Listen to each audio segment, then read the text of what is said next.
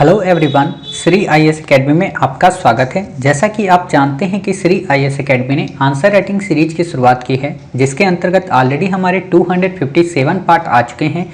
ये हमारा पार्ट 258 है। अपने इस पार्ट में हम देखेंगे कि आपके द्वारा हमारे टेलीग्राम चैनल पर किस प्रकार का प्रश्न लिखकर भेजा गया, उसे आपने किस तरीके से लिखा और आपको उसमें किन किन बिंदुओं को ऐड करने की आवश्यकता है। तो चलिए शुरू करते हैं। जैसा कि आप देख रहे हैं, ये प्रश्न आपके द्वारा हमारे टेलीग्राम चैनल पर भेजा गया। तो सबसे पहले हम आपके इस प्रश्न को पढ़ेंगे, फिर आपके उत्तर को पढ़ेंगे और देखेंगे कि वास्तव में इसे आपने कैसे लिखा है और इसमें किन किन बिंदुओं को ऐड करने की आवश्यकता है। काफ़ी अच्छा प्रश्न है। एक महान व्यक्ति एक प्रतिष्ठित व्यक्ति से अलग है क्योंकि वह समाज का सेवक बनने के लिए तैयार रहता है। वर्तमान से कोई उदाहरण देकर अपने तर्क की पुष्टि करें। काफ़ी अच्छा प्रश्न है कि एक महान व्यक्ति एक प्रतिष्ठित व्यक्ति से अलग है क्योंकि वह समाज का सेवक बनने के लिए तैयार रहता है। ठीक है, तो देखिए क्या है प्रश्न उत्तर आपने लिखा है। महान होना एवं प्रतिष्ठित होना दो भिन्न गुण हैं। महानता एक सार्वभौम सत्ता है, जबकि प्रतिष्ठित होना किसी समुदाय विशेष से प्रेरित होता है।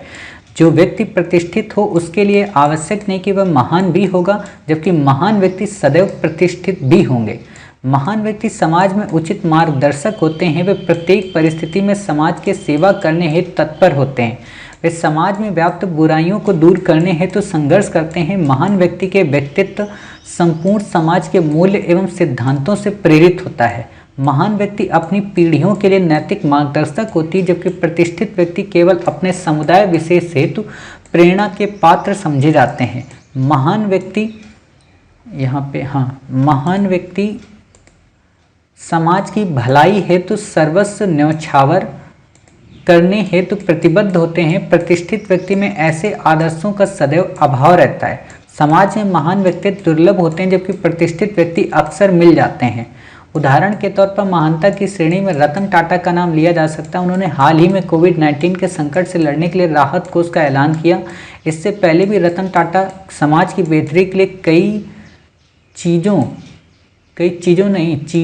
बड़ी की मात्रा में चीज़ों से जुड़ चुके हैं। इस क्रम में अभिनेता सोनू सूद बड़ी की मात्रा द्वारा व्यक्तिगत तौर पर किए गए कार्य महानता को परिलक्षित करती हैं, जबकि मुकेश अंबानी जैसे बड़े उद्योगपति द्वारा किए गए कार्य प्रतिष्ठा के योग्य हैं। इनके द्वारा किए गए कार्य से समाज के युवा वर्ग, अन्य व्यवसायी वर्ग अनुकरण करते हैं। ऐसे लोगों का प्रभाव समाज के सीमित बड़ी की मात्रा वर्गों पर पड़ता है। हे हवाओं के झकोरों कहाँ आग लेके निकले, मेरा गांव बच सके तो मेरी झोपड़ी जला दो। ऐसा जज्बा जो सबके कल्याण के लिए अपना सर्वस्व लुटाने से परहेज न करे, यही जज्बा किसी को महान बनाता है। काफ़ी अच्छे आपने एग्जाम्पल लिखे हैं।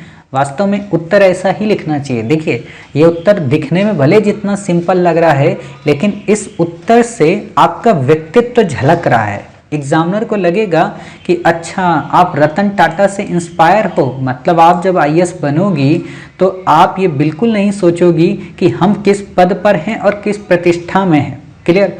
आप अच्छा सोनू सूद से प्रेरित हो, यानी कि आप कुछ ना होने पर भी सब कुछ लुटाने की क्षमता रखती हो। सिंपल सी बात है। आप वही देखोगे ना जो आपका व्यक्तित्व होगा।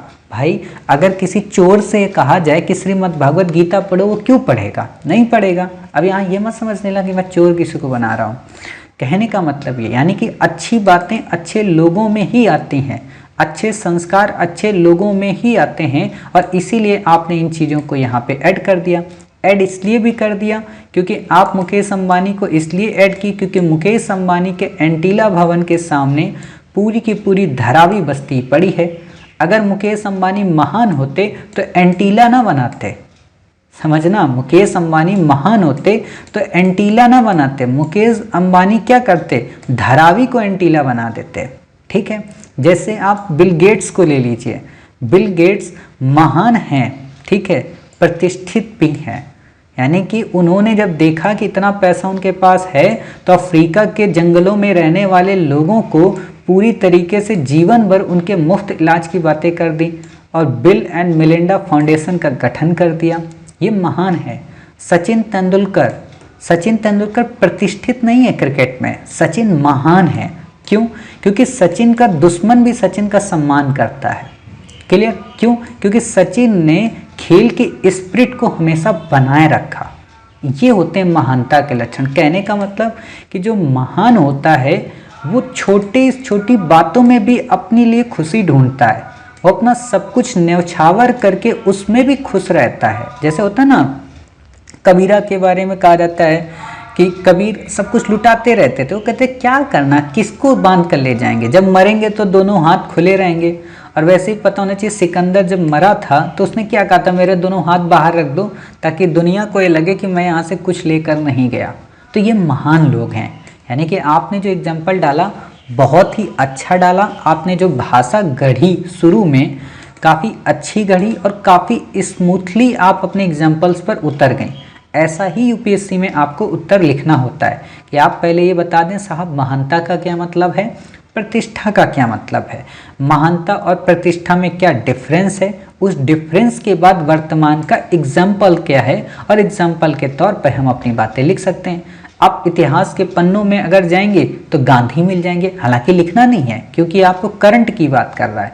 अगर इतिहास के पन्नों से महानता के आदर्शों की बात की जाती तो हम गांधी के पास चलते, है ना, हम सुभाष चंद्र बोस के पास चलते, भगत सिंह के पास चलते। ठीक है, तो बात यह कि वहाँ पे बात की ही नहीं जा रही। तो आप यहाँ पे रतन टाटा का जो आपने उल्लेख किया काफ़ी अच्छा उल्लेख है। ठीक है, इसलिए रतन टाटा अच्छे हैं ना क्योंकि ये सबके लिए कॉमन है। अगर आप यहाँ अडानी कर देती तो दिक्कत हो जाती, आप यहाँ अंबानी कर देती दिक्कत हो जाती। अंबानी को आपने ठीक काउंटर में रखा क्योंकि वो ज़रूरी है वहाँ पे। आप यहाँ पे उनका नाम भी कर सकती हैं, सिंधु ताई का। सिंधु ताई महाराष्ट्र की एक महिला हैं जो कि बहुत बड़ा मतलब एनजीओ चलाती हैं। कैलाश सत्यार्थी का आप जिक्र कर सकते हैं, हालांकि हर परिस्थिति में वो काम करते हैं। ठीक है, लेकिन रतन टाटा इन सब में बड़े हैं एक लेवल पे क्योंकि प्रतिष्ठित और महानता के दोनों गुण आ जाते हैं। और रतन टाटा की इक्वलिटी मुकेश अंबानी से की जा सकती है। मतलब मुकेश अंबानी को बताया जा सकता है कि आप अभी भी रतन टाटा से पीछे ही हो, है ना। ये अच्छा एग्जाम्पल है, मतलब आपने चुना बहुत अच्छा है। लेकिन कई बार होता है ना बच्चे यहाँ पे कुछ और को चुन लें और दूसरा कोई बहुत बड़ा इंसान। आपने उसी कैटेगरी के रहने वाले 2 पर्सन को चुन लिया, यानी कि दोनों पैसा कमाते हैं, दोनों बिजनेस के लिए जीते, लेकिन एक बिजनेस में सब कुछ लुटा देता है, दूसरे बिजनेस में सब कुछ लूटने की कोशिश करता है ना। ये एक इम्पैक्ट पड़ता है एग्जामिनर को। एग्जाम्पल शो कर देते हैं कि वास्तव में आपकी मेंटलिटी क्या है। क्लियर? तो आप समझ गए, बाकी इसमें डिटेल में बताने की ज़रूरत है नहीं। इथिक्स की यही एक बेहतरी है और यही एक खूबसूरती है कि इस पे आपके एग्जाम्पल अच्छे हों, भाषा आपकी गढ़ी हो, बस उत्तर आपको अच्छे मिल जाते हैं। और यही चीज़ आप अगर अपने अभ्यास में बना लेंगे तो आपके उत्तर काफ़ी अच्छे हो जाएंगे। ठीक है, मिलते हैं आप ही के द्वारा भेजे गए एक नए प्रश्न के साथ। तब तक अपना ख्याल रखिए और स्वस्थ रहिए।